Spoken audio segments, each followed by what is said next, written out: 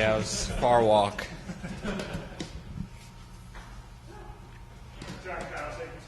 All right, thanks, man. I'm going to start subtly just turning these off right here. Keep waiting for someone. I've thought about it a bunch, but things you learned from last time around with the Eagles that you guys will work on or want to improve or can take into this one? Really, I'm just looking forward to hopefully being in a normal game with them. You know, we started out pretty bad with them, turning the ball over early in the game and getting down pretty fast. So I'm hoping we can, stay in a normal game where we can stay balanced and run our offense. I don't know if you review that tape this week or not, but as you watch that, is it interesting to note, I guess, just how far your offense has come in 8 weeks as you see that performance against where you're at now? Yeah, I mean that game right there is almost watching like a 2-minute drill for most of the game.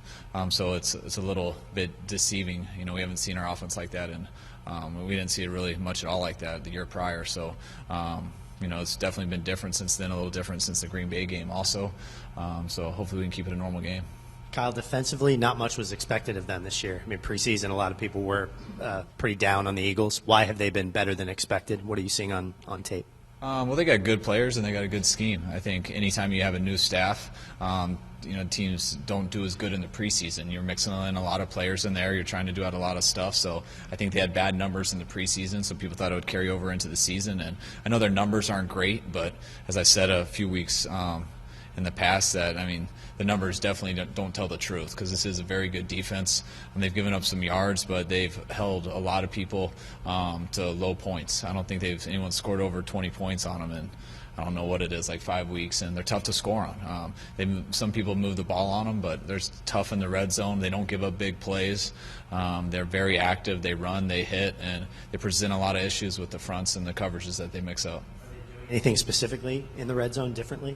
No, they've been doing the same thing. I see the same stuff from when we played them earlier. They got a big package. They're not a team that just relies on a couple things. They have a ton of fronts. They have a ton of different stunts. They have a bunch of blitzes, a bunch of different ways they can do it. It's not a team that you can just go in and know what you're going to get. You got to be ready for any situation, any personnel groupings, and what you see for a little bit doesn't mean you're going to see it the rest of the game. So you got to be really fundamental in what you do, and you got to execute.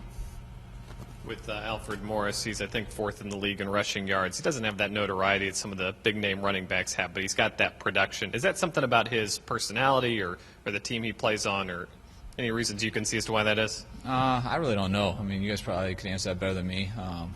I think he gets more and more each year. It's only his second time in the league. It's not like he was a big, hyped-up guy coming out of college, so I don't think people started to even know his name until, probably halfway through the year last year. But he's a good player, so more and more people are noticing him, and he doesn't draw attention to himself, so he doesn't get any extra attention that way. But if you watch the tape and stuff, he's a hell of a player, and I think the more tape out there, the more people are seeing him, and the more everybody's getting to know him. As far as the running game in general, obviously Alf's had his best 2 games the last 2 weeks. I think you guys have 3 200-yard games your last 5. One of the reasons you guys were confident last year at this time was that you could run the ball at will. Do you feel like you're running it right now as well as you were during that stretch run last season? Oh, yeah, I definitely do. Look at our yards per carry, look at our numbers. I think it's right on pace with it.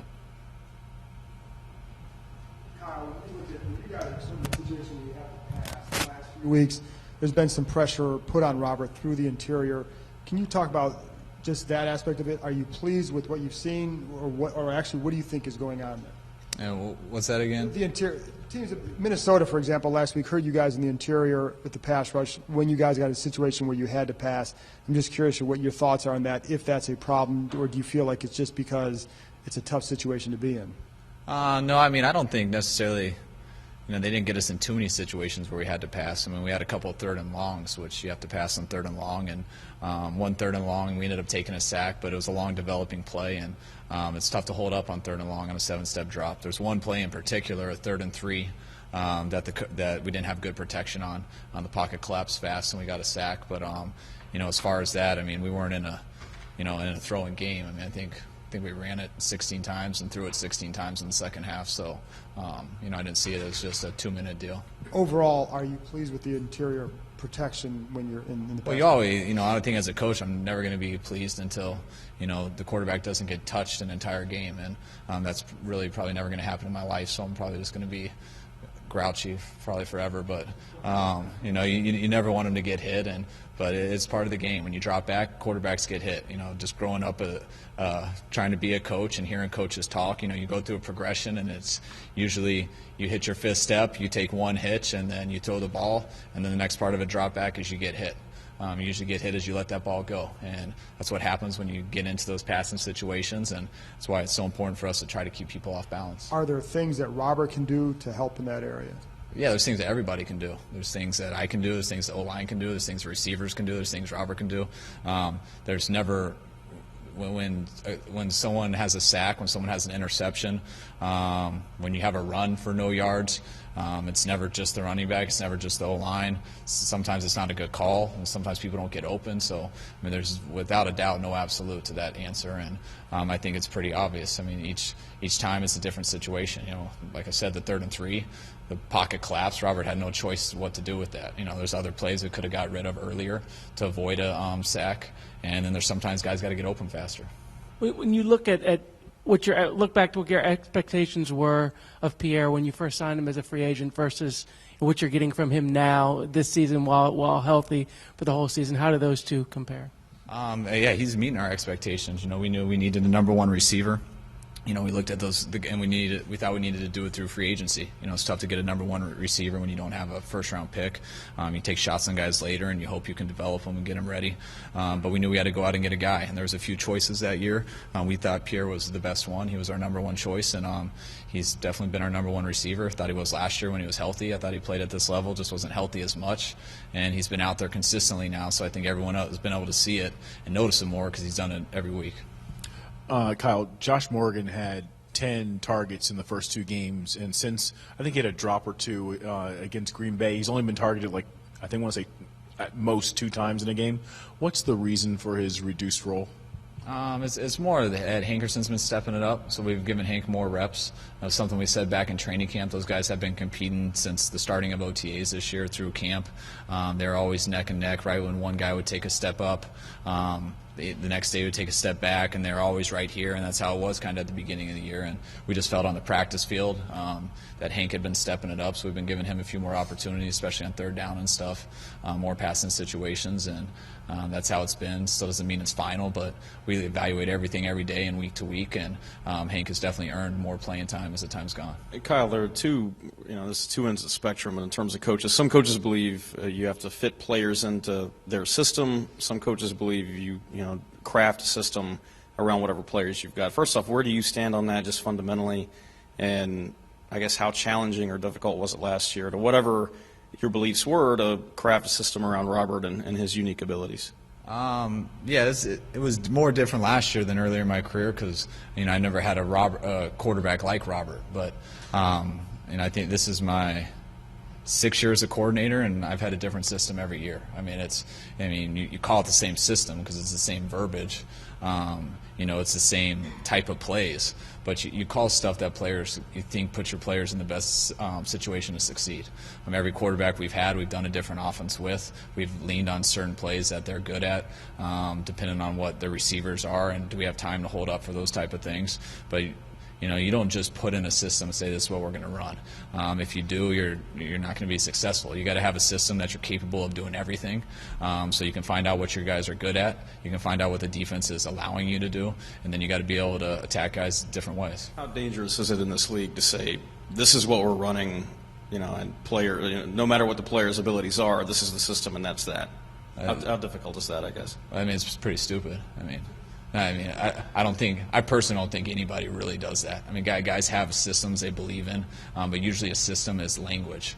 And they have plays that they like, but coaches aren't going to just keep running plays that their players aren't good at unless they want to get fired and suck at everything they do. So eventually you got to adjust and you got to do what you can do. And obviously coaches, myself, everybody, we have plays that we believe in. Things you believe in are stuff you've had success with in the past. That's why you believe in it. Just because you've had success with something in the past doesn't mean you're going to have success with it in the now or in the future. And sometimes you got to learn the hard way, but you better adjust pretty quick and quit beating your head against the wall trying to run something that's not working. Cut. No, I don't. No. Kyle, you guys ran a couple of those natural running back screens, I guess is what you would call them, to Roy last Thursday night in Minnesota. What about that is good about that play, and why is that a tough play to defend, and what does that do to against maybe a team that's coming after you a little bit to kind of neutralize them? It's just about keeping people off balance. I mean, you gotta. Sometimes you want to get easy completions. I mean, usually when you can throw a screen, it's a lot easier than doing other stuff. I mean, you don't have to attack coverages. You don't have to wait on a pass rush. You don't have to count on people to get open. If you knew people were going to be in soft zones all the time, you can just run and they were going to pass rush. You'll run screens up and down the field every play. But guys mix it up. So when you feel you got to beat on somebody and they're doing a certain coverage or the D-line's teeing off, then run a screen. But when you call a screen versus man-to-man or the D-line's not rushing, looks like a very stupid call because the guys are just sitting there and there's nothing the quarterback can do. He's got to bounce past it, and it's a total waste of a call. So you got to pick the right time. We try our hardest to do that, and when you do have the right time when you call a screen, they're awesome because they're pretty easy to convert. And when you scare a defense with that stuff, they don't want to pressure as much. They start slowing it down because you call it in the right look, just like you see Peyton Manning do to Demaryius Thomas all the time. They get that quick slammer screen out there when they get a pressure, and Demaryius hits it 60 yards to the house untouched. That only works for few coverages, but you get in the right coverage, and it's a great call. You get in the bad coverage, and it's a bad call. To build on what Ken asked you, you mentioned 6 schemes in 6 years. Could you quantify how much has changed over from last year, and is a lot of that just evolution from some of the things you picked up from last year? No, I think we have a foundation to know what we're best at. There's certain things that defense present against you that last year teams didn't change up much what they did versus us, so we were able to have success doing a lot of the same stuff we still worked on last year that we had ready to call in games, but we didn't see a lot of those coverages. Sometimes we've seen those coverages this year, and we've had to do a couple other things that we didn't do, not really just different distribution of routes, but same type of protections, trying to do it off stuff that we're running in the run game. But it changes week to week. It depends who you're playing, what teams are on your schedule, and what kind of coordinators you're playing. And to shift gears a little bit, to go back to what John said, since I can't come up with an original thought, just how much of the stuff, how satisfied are you with just the zone pickup, the blitz pickup there with what you're seeing from these guys with Logan and Jordan and Alfred and Roy? I think we do fairly good with blitz pickups. We don't hold on. We try not to hold on to the ball long. We don't sit there and max protect all day. There's 2 ways to go about it. You get guys out in coverage, which means you can't hold up on the blitz, so you got to get rid of it. And you have 5 eligibles out, so you can't pick everybody blitzing. But then you have people open, and you got to get rid of it quick. Or you can keep everybody in and block and pick it up and get a little bit more time, but now there's only 3 guys, sometimes 2 guys out on a route. So if they don't get open, then you just sit there with nowhere to go and you get sacked. So, there's a fine line on what you want to do. I always try to get people open first and hope you can have the answer to get rid of the ball and get to them. Sometimes that's not working and we need more time to see it. You got to bring more guys in and protect and give your quarterback more time to see it. Hope the O-line pick guys up with extra blockers. Robert, since the bye, kind of had a pattern of, statistic at least, having a good game, a bad game, alternating those until these past 2 when he's been either excellent to very solid. What is that just a matter of him gaining more confidence, or is that a matter of him finally, after missing all the offseason, kind of growing into what a second-year quarterback should be like? I think it's a lot of things. I think anytime somebody misses OTAs in training camp, they're going to have rust, whether they're healthy or not. If you're not able to go out there and really throw and get in full speed stuff, you still might feel good, but it's still going to be hard in the speed of the game. And so I think each week he has gotten better at throwing, more comfortable, just really in game shape, and I think that's helped him. I guess I don't think maybe the stats always show, but I think without a doubt Robert's gotten better every week this year. And, sometimes we don't have a good game offensively, and sometimes it'll look like he's up and down. But just from a throwing standpoint and seeming and rhythm and seeming crisper, it starts on the practice field. And, I've seen it each week, him get better and better and just looser and looser. Are you, as the play caller, are you learning more and more about what he can do and what works best for him? Yeah, I think, always. The more time you get with somebody, I think I got a pretty good feel on it. On what he does best, and you always know what he does best, and you're always trying to push him to do more. And that's the goal.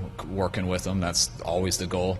That's what you look forward to in the off season, because that's where I think you do get to improve the most. But I think the main thing here with Robert, especially during the season, since we didn't have that off season, is he hasn't gotten frustrated. He's kept working and stuff, and he's been able to learn on the run this year. And I think it has shown. I think he has progressed throughout this year, and I think he'll continue to do that. I think he'll even get better. I think he's going to get a lot better going through this year right now, fighting through some of the stuff he's fought through, and I think it'll lead him into a great offseason, and I think Robert's going to have a hell of a career. When it's thrown out there that he was going to be molded into a drop back guy more, but you had to scrap that to be more effective, at least with a threat of a run. Do you think that's fair, and how could you go into just what exactly happened at the first of the year? Was it just a function of him getting used to his body and his after the surgery, and you guys were trying to protect him, or what would you say looking back, the thought process of how the play calling has evolved for him?